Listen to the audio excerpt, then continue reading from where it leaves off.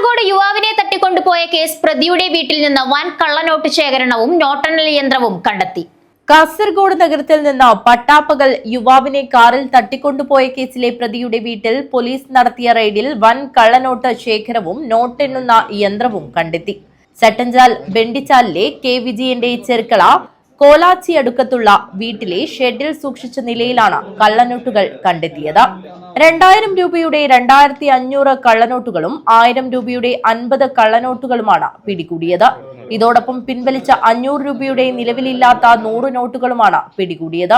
ഇടപാടുകാർക്ക് നൽകുന്നതിനായി കെട്ടുകളാക്കിയ നിലയിലായിരുന്നു നോട്ടുകൾ സൂക്ഷിച്ചിരുന്നത്. ഒരാൾ വന്ന് ഇവിടെ കള്ളനോട്ട് ഒറിജിനൽ നോട്ടാന്നുള്ള രീതിയിൽ സെറ്റ് ചെയ്ത് അതിനെ ഇയാൾ പരിശോധിച്ച് ഓക്കെയാണെന്ന് പറഞ്ഞ് അത് അവർക്ക് അയച്ചു കൊടുത്തിട്ടാണ് ഇവർ ബാക്കി ഡീൽ ചെയ്യുന്നത്. അവർ അങ്ങനെ കൈമാറുന്ന ആൾക്കാർ RBIയിൽ കണക്ഷൻ ഉണ്ടെന്നും RBI ത്രൂ ഇത് നല്ല നോട്ടാക്കി മാറ്റാമെന്നും പറഞ്ഞിട്ടാണ് ഇവർ ചെയ്യിക്കുന്നത്.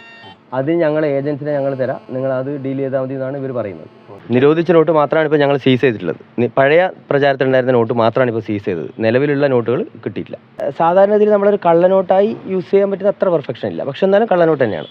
ഒരാൾക്ക് പെട്ടെന്ന് ഒരു ഒറ്റ നോട്ടത്തിൽ നോട്ടാന്ന് തോന്നുന്ന രീതിയിലുള്ള കള്ളനോട്ടാണ്.